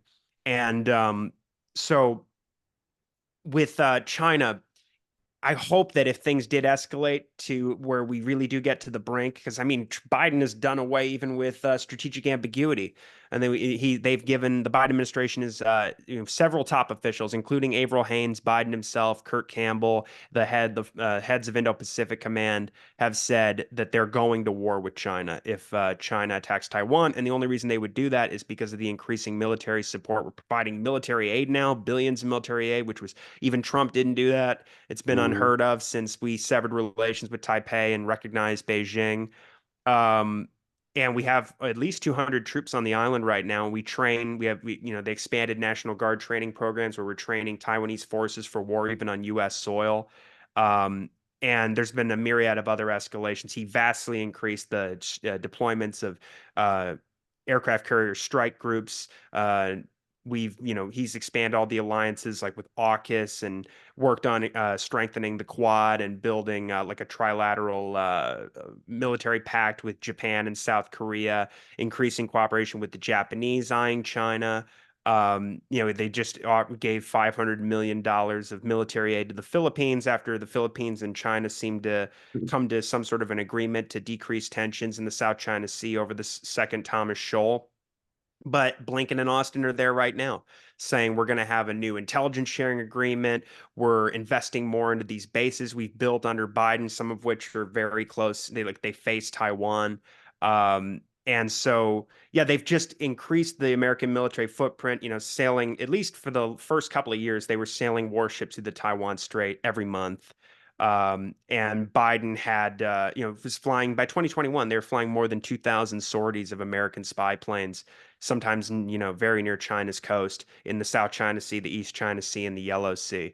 So it's just been drastic escalations. The AUKUS plan is to flood the region with these nuclear submarines. And we've seen NATO expand in East Asia to the point where Putin is now calling it out and going, okay, I'm going to get involved in this. Like he said that back in July, that NATO poses a direct threat to Russian security in East Asia now, and we will respond to that. And so, because they're building up, because he's been horrible on North Korea, that's where Trump could really come in and save the day. I mean, all Biden has done is just done the largest war games possible on North Korea's borders, very close to the DMZ, sent nuclear weapons to the peninsula for the first time in decades, like nuclear armed submarines and so forth, and then heavy bombers flying over and all these exercises with the Japanese and the South Koreans. And all it makes Kim do is do more missile launches. And then when you have like somebody from the State Department threaten North Korea with obliteration, there's been no he's only, and I think that has mostly to do with China, but also the fact that they run these policies on autopilot. Like we're the Biden administration. We can't possibly talk to the North Koreans. Right. They're the scum of the earth. They're the autocrats, How, and we're the how Democrats. big of a deal was it when Trump crossed the DMZ? Oh, it's massive. Like, It was, I guess what I'm asking is, what did that signal to the rest of the world? Like, what you get what I'm saying? yeah. I mean, I mean, it certainly showed that the, I think the reality that there could be Other a than he has significant. a pair of balls. Yeah, seriously, I think that's a huge one. Because it shows that this guy's not just an errand boy for the military industrial complex. And he Hmm. really isn't. I mean, Trump's like even negotiating the deal to get out of Afghanistan is a huge deal. I can go on for hours about how bad he was on foreign policy and what a hawk he was, but Hmm. those two things set him apart from Obama and from Bush and from Joe Biden, certainly. And I think it showed that there was a possibility that there could be peace in the region and that we didn't need to be constantly, he was talking about pulling the troops out of South Korea Yeah. and talking about that's a huge part of the American empire. And even just discussing that is a very like seismic shift and showing that it's possible that yeah, we might because we were, I mean, as he did that, the Asia pivot had already been going on for 7 years or so. I mean, Obama started that in 2011. It's the largest military buildup since the Second World War, shifting 2/3 of all American air and naval forces to the Asia Pacific, encircling China for a future war with hundreds of bases and all of this. And Biden has drastically expanded that. Trump did too, especially in 2020. But it showed that the U.S. would be willing to lift sanctions, to have serious diplomacy when it comes to things like arms control, even as he was tearing up the INF Treaty and the Open Skies Treaty. I mean, that was a huge deal. And the fact that Moon Jae-in wanted to do it as well, wanted to basically reunify the Korean Peninsula. He had a great ally there with him. And then it's almost like John Bolton was the perfect. You couldn't have written a more dystopian American story than for John Bolton to be the one who gets in there and says, "Well, we're going to use the Libyan model." And it just sent a message to Kim that this is completely useless.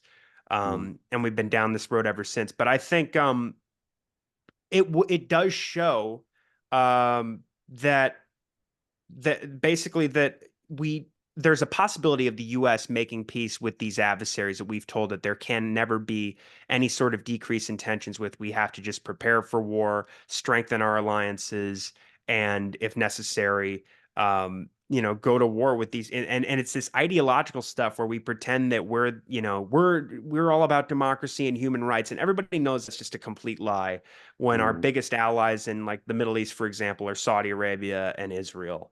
And but it did show that like you could have somebody in there who's independent minded, who's willing to make a deal with even the North Koreans, which means that they could talk to Xi, they could talk to Putin, they could talk to Maduro, they could talk to the Ayatollah, they could talk to Assad. They could, it opens up all kinds of doors. And I think it terrified the military industrial complex, and that's why the media was just like making all these completely ridiculous accusations like Kim Jong-un is going to Trump is going to give away the store to North Korea, which is just on its face the stupidest thing you ever heard. But they were sent into a huge panic. So it's probably the best thing he ever did. That's probably why they tried to have him killed a couple of weeks ago. Yeah, I mean, I don't know exactly what happened. Certainly not buying the story. Yeah. I don't think anybody is. I'm the biggest conspiracy theorist when it comes to JFK. Now there's no way I'm buying what they're telling me about this. Yeah. My first thought when I saw that kid was just like, oh, MK Ultra, we're still doing it. Like, yeah, right. He just looked like all the indications and the way he looks and everything, and it just sounded like the 60s again or something. Yeah. I was like, this is the most ridiculous crap. They cannot sell this to us. This is just so stupid. All right, but yeah, no, I thought the whole crossing the DMZ was gutsy first. That was my first thought, was like, that's gutsy, man. You're walking across into enemy territory in technically a war zone. I mean, the war hasn't been active, hasn't been hot in years, but you're walking across a war zone, and with no security, who knows what could happen. And I just thought it was a gutsy move. I thought it was. I felt like it was hopeful that, okay, maybe we can calm some of these tensions around the world, and get the US out of some of these bombing campaigns that they're constantly involved in, with somebody who's willing to lead in that way. But yeah, I got the feeling that not a lot of people that are tied to the military industrial complex appreciated it. That's why they highlighted like the fact that he went there himself, shook Kim's hand, did the photo op and all that. I think Moon should have been there. But I forget the details of why he wasn't there exactly. But I think he was like, I forget where he put himself in the meantime while they did this. It would have looked much better if you had the South Korean president there as well. Oh, absolutely. But just Trump shaking Kim's hand and smiling. Any of the famous video where they're sitting down at the table and he goes, "Do we all look good and thin?" And they pan over to Jong-un. He's like, it's like a clip from The Office or something. Like that terrified the Hawks, because like that, it's a desecration of the Oval Office and the office of the presidency. And how dare you? This man is a thug. He's an animal. He's an autocrat. He's a dictator. He's and that they can't let people see that paradigm shift where it doesn't have to be this way. It was kind of like a Nixon goes to China kind of moment. Exactly. Yeah. Yeah. And that terrifies them so much. And he's the only one that can do that. I'm pretty convinced he's the only one that can do that. I I think mean, he's they only would never let Ron Paul get in office, so right. it would have to Well, be somebody like him. and I think it's because, like I was saying earlier, I think it's because he looks at it like a corporation, Yeah. and the way that he approaches the subject of foreign policy is much like a corporation doing business with other corporations, and we're gonna have to coexist in some way, shape, or form. And how do we manage to coexist? So when it comes to the election, I would be, again, I'll just repeat myself. Basically, I would be much more hopeful as with him as president than Kamala Harris, because I just think that it sets a different tone. And maybe because of the history of him crossing the DMZ, going into North Korea, meeting with Kim, maybe that puts everybody kind of, I wouldn't say on notice, but it gives everybody kind of like a sigh of relief, and everybody kind of steps back from everything that's happening right now, right? You could see Putin going, okay, like, I know I can sit down and talk to this guy. I know he's gonna, and probably his first day in office, he'd get on the phone with Putin. Like, I would hope, yeah. and yeah, and we know Biden hadn't spoke to Putin, Oh yeah. I think that whoever's going to be working behind the scenes, if there's somebody working behind the scenes to try and get Trump back on the anti-Bolton track with North Korea, they can tell him, like, look, because of Biden, Putin now has a defense pact with North Korea. So Mhm. this is even more of a dangerous situation than it was previously. You know, this is we really do need to come. And they're going to have to get over the politics, the South Korean politics, because I believe it's pretty hawkish, the current government in power, and so hopefully there's a way to get around that. Um, they're going to have to do it in a very sly fashion, because there's going to be all kinds of knives out to try and prevent that. But yeah, there's no chance of that happening with Kamala. And like you said, I mean, like, I think he looks at Xi like he's a great CEO. Like, he may like have great rhetoric about how bad China is, that gets like a lot of right wingers riled up. And I totally get it when it comes to like trade deals that have been made and all the manufacturing being exported over to China Well, and especially other after countries. COVID, Yeah, seriously. right? I mean, And we saw that we couldn't get like half the medical supplies we needed, you know, because it's yeah, all manufactured in China, and they were using it all before it got shipped over here.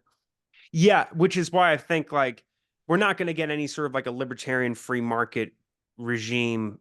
I don't know if that's ever going to happen. We're not going to stop trying to work for it, but I don't think it's going to happen. So even if he wants to have a more economic and more of a nationalist program and increase tariffs and have some more protectionism, it has to be coupled with uh, a real decrease in tensions militarily, because Mhm. otherwise that just escalate really heightens the chances of war when you have less and less goods going over those borders, and yet you still are on Biden and Obama's project of going to war with China. So he's got Right. to address one to do the other, I think. And I'd be willing to accept, more expensive goods and higher tariffs or whatever. But like, if he can actually do that, like make a deal to just fucking cancel the Asia pivot, that would be the most amazing thing in the world. But he's gonna be surrounded by real supreme China hawks who, like a Robert O'Brien, for instance, who we mentioned earlier. He was his former national security advisor. He gave an interview to Semaphore last year, where he goes, they're always saying, like, Vivek and these guys will say, we need strategic clarity with Taiwan because of our dependence on the semiconductors. They run our whole economy. We can't let that go to fall into China's hands. There's always talk about them just sitting on the semiconductors and choking the world and controlling the majority of the world's supply of the chips. But Robert O'Brien let it out of the bag that those arguments are all bullshit. He goes, we have a plan that as soon as that war starts, the US will bomb the Taiwan Advanced Semiconductor Manufacturing Company facilities off the map. It's Mhm. a scorched earth policy so that China inherits rubble instead of wealth. Mhm. Um, And then there's a U.S. Army War College paper from 2021 outlining the same thing. And there was Seth Moulton, the Democratic congressman from Massachusetts, made a similar comment, like, we better make it clear to China that this is what we're going to do. We're going to bomb those facilities on day one.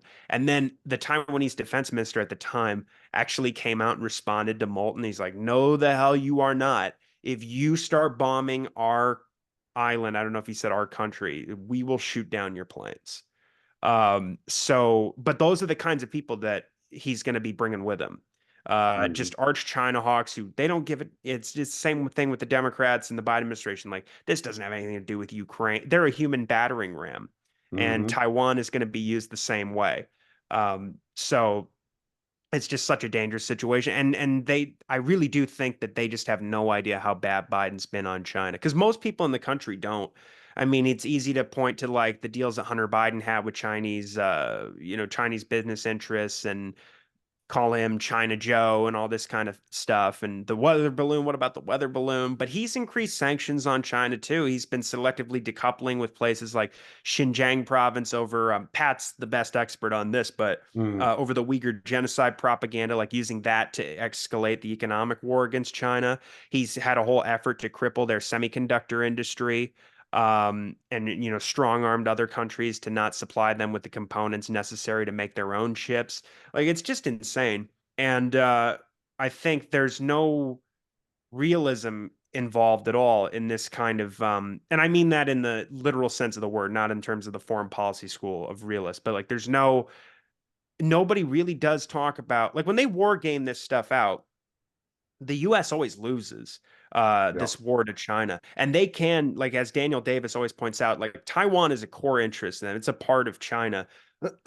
More so, Ukraine is in Russia's sphere of influence, and they have all kinds of cultural and ethnic connections to it and historical connections to it, especially in like the Donbass region. But Taiwan is a part of China, and those people are kin. They do not want war. They have a robust trade relationship. Peter Van Buren has written so much about that. The U.S. policy is what makes that war likely. So for Trump to have any kind of a grand deal with Xi that includes rectifying, from the populist perspective, these economic problems we have with China, and I mean, sure, obviously we should have more manufacturing jobs in the U.S., but to do that, he's got to make sure, because there's so much talk on the right about decoupling with China. And I'm just really concerned about that picking up more steam. And again, if it's done in the absence of any sort of de-escalation militarily, then we're just in big trouble. I mean, the Blinken is out there in Austin right now, to just this week, saying, emphasizing that if Chinese Coast Guard and Filipino Coast Guard boats get into like a skirmish over one of these unmanned reefs or rocks in the South China Sea, we will go to war with China. It's just completely, the mutual defense treaty applies, and it's this kind of thing that even Pat Buchanan during like 2020, when he was still he was still writing articles and they were getting published in antiwar.com. He was furious about this. Because we have all these anachronistic defense commitments to these countries in East Asia as the US is moving closer and closer to war with China. This is a complete mess. This has no American interest at all. And we've got to wind this down. So if Pat Buchanan can say that, then Donald Trump certainly can. It's just like a matter of who's he going to be talking to. Right. Well, all right, man. What do you think? You think we're going to see anything? I think it's going to get crazier before the election. Honestly, I think it's just things are just going to keep escalating. I was telling Dave, I think before you got on, that I plan on releasing this episode tomorrow, and there's going to be something that happens tonight that we don't cover, because I was thinking the same thing. It's just so everything's happening so fast right now. Yeah, the story of the Ismail Haniyeh assassination came late last night, and it's again shocking, because they had just bombed the southern suburbs of Beirut, trying to kill Fahoud Shakur, who's like a top Hezbollah commander, and I guess they did confirm earlier today that he was in fact killed. They killed 3 civilians, 2 children, and dozens more were injured. So they bombed the Lebanese capital and the Iranian capital within 24 hours. And again, for these top level assassinations. So just so escalatory. And the Americans, again, like Austin's in the Philippines, raising tensions with China and trying to, get more welfare for the military industrial complex. And Blinken is doing anything but be diplomatic or act like a goddamn secretary of state. What our secretaries of state have become secretaries of war. But I mean, to call Mhm. him a diplomat is such a joke. He's been such a disgrace on every level. Um, Right. so, but in the meantime, I mean, Austin comes out, he's in his press conference. They ask him, "What are you willing to do?" And we will defend Israel. Hmm. We have this ironclad commitment, and this is the way they talk. Charles Q. Brown said the other day, Dave covered it at antiwar.com. He goes, "I'm fully confident the U.S. can beat China in a war." And he goes, it's going to take the whole nation, but that's what we're going to have to do. And there's more and more talk from like, Wesley Clark and other former and current NATO officials about how we're going to have to bring back the draft. The greatest generation didn't want to be the greatest generation, but the whatever they said, the course of events thrust it upon them. And so that's the way they're talking now. I mean, a lot of NATO states in Eastern Europe, especially, are turning toward conscription, or expanding the number of people that they're taking in every year and lengthening the enlistment periods. And they're it's moving toward that. They're constantly talking about it. Like war with Russia is that's gonna happen. We're gonna go to war with Russia. It's no longer even about preventing. It's just like preparing for war with Mm. Russia. And they've already been dead set on the war with China. But yeah, I mean the Israel thing. There's some new crazy escalation every day. I mean, and in the meantime, every minute of every day, Israel is bombing Gaza and sniping children. And they just bombed the Greek Orthodox Church in Gaza City, where Justin Amash's family members are sheltering. They bombed within, I believe, 10 days, Killed his eight. nephew a while back. Yeah, Yeah. yeah, back in October. Hmm. And it's incredible that that's not a scandal with the American Christian right. I understand the evangelicals probably don't care, but everybody else should be completely up in arms about the fact that they're bombing churches. Well, I'm Uh, Orthodox, and I will tell you there are people that are talking about it. I had Father John Whiteford, he's a Russian Orthodox priest in Houston, and I've had him on a few times to talk foreign policy and stuff like that. And he's all up on Israel, Gaza, Russia, Ukraine. He's keeping all up with that from the Orthodox perspective. And Fantastic. so, yeah, we do talk about that stuff. It's just That's it's just not it doesn't get a lot of traction. Yeah, of course. I just saw more videos of Pastor John Hagee and Christians United for Israel, and the Israel lobby has been so tied up with the leaders of those churches for years, and so it's such a it's very it seems like you get one version of the Republican. Like if you turn on Fox Business, even it's turned into like I used to watch it because they took RT off of DirecTV, so like the most tolerable news channel was Fox Business. Hmm. But even if you just want to have something on. But since October 7th, it's every, for the longest time, they were like going like, okay, we interview somebody about like Google stocks or whatever. And then the next one is like an IDF spokesperson. And then every other interview is with some Israeli official or some IDF soldier or something. And it's become like the morning shows. Even they're very heavy on the war propaganda, and we've got to defend Israel and defeat Ukraine. I mean, they were already bad on Ukraine, but it got so much worse once this war started. But yeah, so Fox News, I mean, like you turn it on, and they live in a different world where like the problem Right. with Biden is that we haven't killed enough Palestinians. Yeah. And he's betrayed Israel, stabbed them in the back.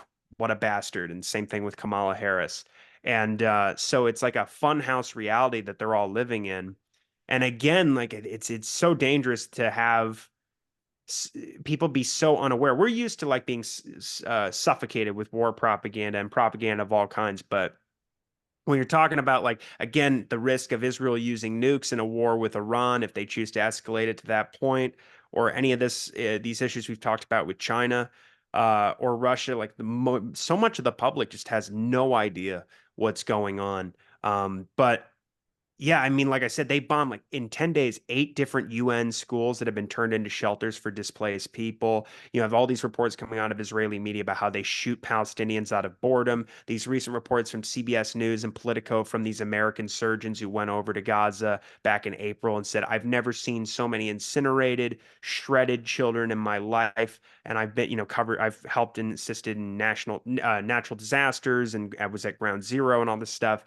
They talk about how so many of these kids, like preteen, adolescent kids, are coming in with bullet wounds, sniper wounds deep in, like it's dead center in their chest, and then also in their head. And he goes, the Mark Perlmutter, the doctor, quoted to CBS, no child is shot twice by the world's best snipers by accident. And they're just shooting children in the head every day. And yeah, in the meantime, just bombing. They've just decimated the whole all the health infrastructure, starving you. They can't even get accurate data anymore because of the way the war is being conducted. Like 86% of the strip is now a no-go zone, a free-for-all, free fire zone, and they just keep displacing people. You hear all these stories now. At this point, these people have been displaced like a dozen times, and then they eventually get killed. They go from the north to the south, and then back to the central Gaza, and then Israel comes back to central Gaza. So then they have to go either to the coast, like to Al Mawasi, the tent camp that's supposedly a safe zone. But Israel will then drop 8 2,000-pound bombs on people sheltering in refugee tents, and kill 90 people. It's mostly the women and children that are getting killed in this carnage. And so there's no safe zones, and you hear all these terrifying stories. Some of them are just you can't even imagine being this callous. There's a story in Gaza City when they were laying siege to it a few weeks ago. All the different neighborhoods in Gaza City. There was a 24-year-old boy who had Down syndrome, and they raided his family's house, which they had been sheltering in for a week under bombardment and all these raids. And they sent in these German shepherds, and they tore him to bits. And then they pulled the dogs off, would never let his family get back to him. They left him in this room, and they let him essentially bleed to death. The mother was saying, she told Middle East Eye that I was saying, he needs water. He needs water. He's like whimpering in pain. And they go, we have a special water for him, which you can only imagine what that means. And then she said some kind of a medic went in there with some kind of needle, and they didn't hear him moaning or crying anymore after that. And then his brother came back like a week later or so, once the bombing stopped and the IDF had pulled out of the area, at least for now. And they found his face being eaten apart by bugs. Like he'd been dead for days and days. And so it's that kind of like we're seeing this response from the Israeli public and members of this government over the scandal about the prisoner being anally raped to the point where he couldn't walk. They think that's fine. Like they're supporting, like Itmar Ben-Gvir said, these are our best heroes. Like that's the culture. And so in the meantime, it's crazy. Like there's all these escalations taking place now with them bombing Yemen and of course bombing Syria. I mean, I don't know exactly yet what's clear about what happened in the occupied Golan Heights with that attack on the Druze children playing soccer. They say it was the Hezbollah says that wasn't their strike. They say it was an errant Iron Dome missile that killed those kids. And those are not Israeli citizens, and they're not enemies of Hezbollah. Hezbollah mostly has targeted almost exclusively military sites throughout their tit-for-tat strikes, and they've killed way less people. Like Israel's killed over 500 people in southern Lebanon, and they've been bombing Beirut, and they're bombing farmland and homes and villages, and so I mean it doesn't make literally the idea that they would target those Syrian Druze doesn't make any sense. But maybe they did do some kind of an attack, and then the Iron Dome missile went off and it malfunctioned, and there's some kind of explanation. But that was the excuse used to carry out the assassination in Beirut, about 24 hours ago, where they killed Faoud Shakur, this top commander. And now again, Hezbollah is pushed into a corner where it's like, okay, Nasrallah, what are you going to do now? And the U.S. has said they're going to support Israel, and there's been since the beginning of the year a lot of these reports from the Washington Post and I think Huffington Post as well, where they're like, Netanyahu is bent on war with Hezbollah to stay in power. We've war gamed this out. Israel cannot fight them alone. They're going to get their clock clean. They're too overstretched in Gaza as it is, and let alone the West Bank. So it just seems like a huge powder keg. And I think they're counting on the Americans. And maybe, who knows? I think Kyle made a great point on the show today on Conflicts of Interest that there's going to be a very significant Iranian response. I mean, this is arguably a bigger deal than the bombing of the consulate in Damascus. This is on Iranian soil, shows that, they can't, if a foreign leader of any kind comes to Tehran, we can't protect you. It's a huge liability for them, and they need to reestablish deterrence. They apparently didn't get the job done with that missile strike on those military sites in Israel back in April. So now they're going to have to respond, but they're probably going to take their time about it. The Iranians are pretty patient. But again, to your point, I think Israel, that means in the interim, they're just going to poke them that much harder. They're going to do something to try and get it going faster. And yeah, I have a very tough time predicting what Netanyahu and the Israelis are going to do next. They're just so completely out of control. And it's funny whenever you hear like Zionist propagandists, particularly from Israel, talk about Iran and Hezbollah and the Houthis and whoever. They always call them like theocratic madmen, dictators who are so consumed with their own ideology that it's demolishing their own society. They never are you looking in a mirror? Like they've really damaged the Israeli economy with these attacks, and they've done irreparable damage to their international standing, such as it was. I mean, you see so many more even European countries moving to recognize Palestine as a state, like Norway and Spain, Ireland. And whenever they do that, instead of going, okay, like what's happening here? Our prime minister is wanted for war crimes, or at least will be soon. The ICJ says we're possibly committing genocide and our occupation is illegal, and this is, the settlements are illegal. And all these, the U.S. can only veto. I mean, they probably will forever, but the UN Security Council resolutions that are pushing for a ceasefire and condemning our actions. But the response is like, well, then we'll do the largest settlement expansion in West Bank we've done for 30 years. Down. Yeah, exactly. That's what Smotrich explicitly says. Like, for every European country that recognizes Palestine, we build more settlements. And so they're just completely out of their minds, and so is so much of our Congress. Like they're just, and I don't know, a lot of it is the money, and a lot of it is the ideology. And I just, as Eric Garris always says, like the one that always gets him is Israel's our greatest ally. He's like, how are they an ally? Like, what are they doing exactly that is benefiting the U.S.?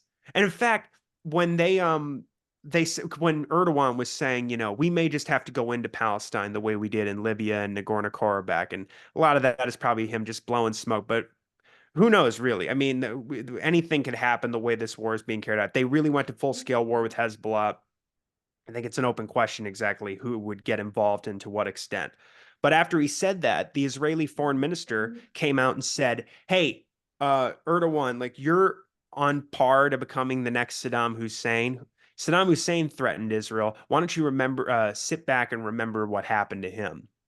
And they're just open about it. Like, I mean, if you read enough already by Scott and read Justin Raimondo and all these great neocon experts, we know that Israel played the decisive role in lobbying the U.S. into that war. The Likudniks and the Netanyahu faction in that party specifically, and then all the worst neocons in the Pentagon and the State Department and the White House and the Vice President's office. But he's saying specifically, I'll have America go to war with you. And this is a fellow NATO member. It's just insane, the level of brazenness at this point. And they haven't, I mean, they've to some degree winded down the genocidal rhetoric, but not everybody. A lot of the ministers are still completely on board. Certainly Ben-Gvir and Smotrich, but there's other ones that are lesser known that are just as bad. they talk about just leveling Gaza and seizing the whole thing and then going to war with Hezbollah. That's like the real, it seems like almost the consensus. And even when the Americans were like, well, we need to get Netanyahu out of there because this is just so problematic. And Benny Gantz came to Washington to meet with American officials. And basically, the impression that he gave was, well, you can change him out for me if you want. I'm not going to say no. I'd like to be prime minister, but nothing's going to change as far as the war is concerned. Yeah. So. Yeah, I mean it's a problem with the ideology of the Likud party, really, and I don't foresee that changing. I was going back and forth with Kyle the other day on X, and I was Matovik, and I was telling him, I was like, look, I have become convinced that Israel, the dedication to Israel is going to be the last cancer that America cures.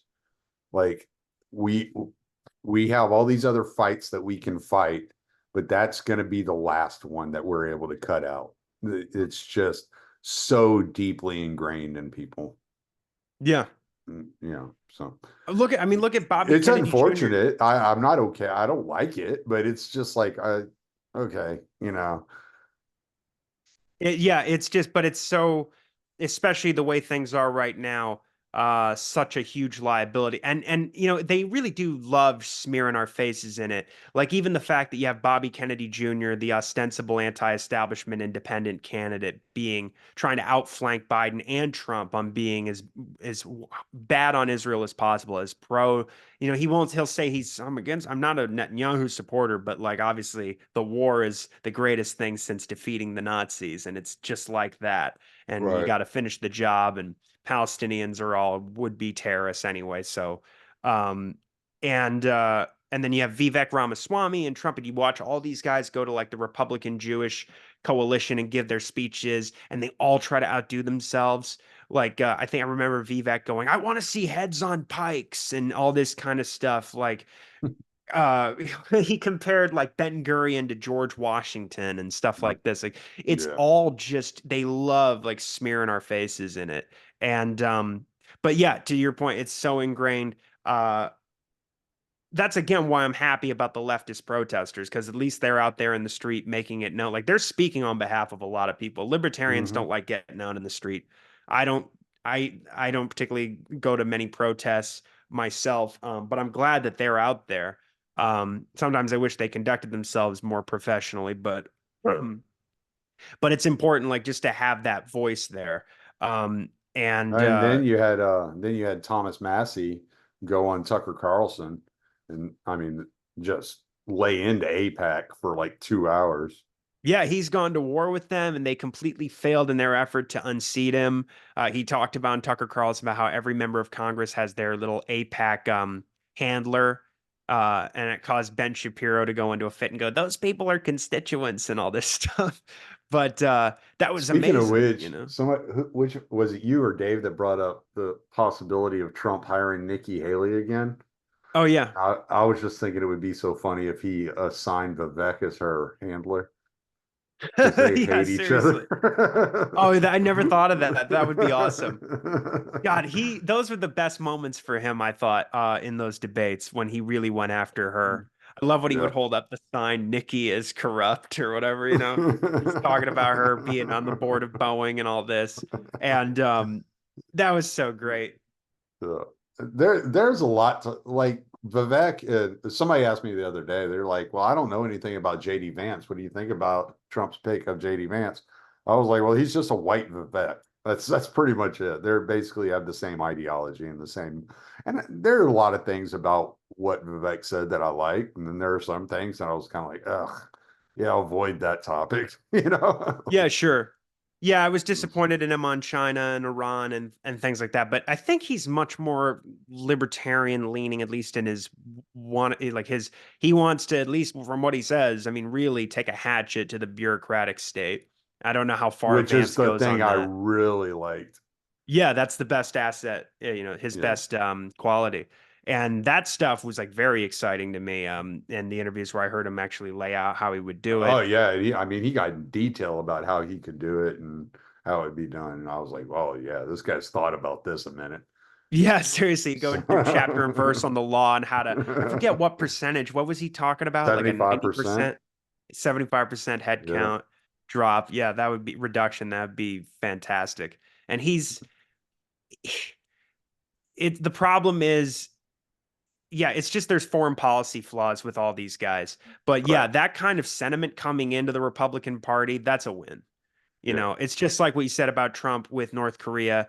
And even just one of the best things Trump ever did was just opening the door to somebody like Vivek being that good on the war in Ukraine, like, and being that against our foreign policy record. I mean, Vivek, well, at least rhetorically, despises neocons. Um, yeah, there's other liabilities like very pro-Israel and all this stuff and anti-Iran or whatever, but just the fact that he's saying that is a huge improvement Yeah, from it's a certainly the step in the shit I right grew up with. direction. Yeah. Yeah. Yeah. I mean, I couldn't have imagined that back in the day. Right. Growing up under W. Bush and then the McCain campaign, Mm, Romney and all these people. Um, I wish the Republican Party would have continued going in a more Ron Paul direction. I think the Trump campaign kind of and presidency kind of blew all the air out of that. Um, I think it was just too big of a step, right? yeah. I had to put a tweet out a while back, and I said, look, when you set a goal for life, you have to take it one step at a time, and it's thousands of steps to get to that goal. And Yeah. if you veer off that path just a little bit, then you've added more steps, right? And when we saw Trump and Pence, we knew that wasn't the right step. The Democrat Party, Biden, Harris, whoever, we definitely know that's the wrong direction. Yeah. But maybe, just maybe, Trump and Vance is at least pointing in the right direction. Just maybe, like it's a risk, but maybe that ticket points us in the correct direction. And so that's kind of the way I look at it. Still Yeah. not enough to get me to even go register to vote. So Same don't here. I've worry. never voted for president. I never will. I'm not doing it. And I will say, like, even though I'm less enthusiastic about that being the right direction. I think, I think he stabbed his own supporters in the back on a lot of policies and promises that he made this last time Mhm. around. And if he does that again, that's a good learning experience for everybody, for the American right. I mean, I think Right. Biden being so horrible, and hell, he went from being called Israel's man in Washington for decades to being Genocide Joe. And you have all these, real far leftists who already thought Biden was horrible and his foreign policy team was a complete travesty with the proxy war in Ukraine. But this, I mean, the Israel one is the big one. And for putting foreign policy aside, like anything that Trump don't care and they'll just support him either way. But there's going to be a learning experience one way or the other. Hopefully he is better than he was last time and, does follow through. I mean, I not, yeah, obviously things are going to get better when you're talking about like energy policy and hopefully and regulations again. Mhm. But I, his involved like with the Operation Warp Speed and the spending, the record spending, and then just the overall foreign policy, what he did with Julian Assange. There is a lot of things, even on the Second Amendment, where it's like this is not like it's hard for me to say it is a step in the right direction, but uh, it's possible that he, learned his lesson, and even if he doesn't demonstrate that, then I think there's going to be a lot of people who are like, okay, well, we need to go in a different direction now and take what was good about him and maybe find somebody better. And there's Right. no real hope of that on the Democratic side. So at least Right. there's a little bit of that on the right. Yeah. It's more interesting anyway. Yeah. If I had my way, the Democrat Party would be extinct and the choices would be like Libertarian Party and the Republican Party. Yeah. At least then, like, I mean, Chase Oliver isn't much better than Kamala Harris, if you ask me, but at least then there's at least something. You're kind of like, Yeah. all right, maybe a Dave Smith can get in there or something like that. But until that, it, until the Democrat Party completely drives himself off a cliff, I fear that we're stuck with the Republican Party being the best option at this moment. Yeah, and I'm just like so over the LP at this point. The combination of Chase Oliver and then the chair's endorsement of virtual endorsement of Trump and basically running as an uh, to basically supporting his campaign instead of the candidate for the Libertarian parties, even if I don't like him. Both of those things, I'm just like, all right, come back to me in 4 years and let's see if there's I any mean, that just change. shows I you can't take it. that's why they can't get more than 3% of the vote, though. It's so dysfunctional. Yeah, seriously. I mean, it's Yeah. just like we're either a part of like the Trump movement now, or we're just somebody that can just be totally written off as like somebody who's talking about like, I mean, even Reason was like arguing with Chase Oliver about you support hormone treatments for kids that are how old? Like, Mm. you're telling me this is reversible, but tattoos Like aren't. That's Gary, why. yeah, like Gary Johnson talking about heroin for children. Like it's just like, all right.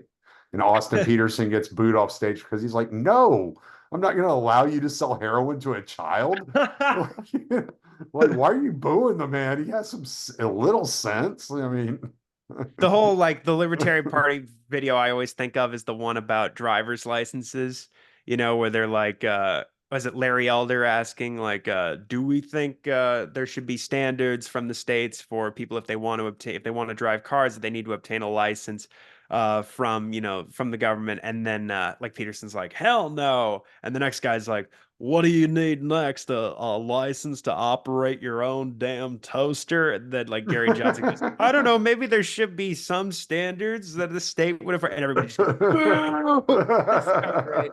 It's one of my favorite bits. It just says everything about the party.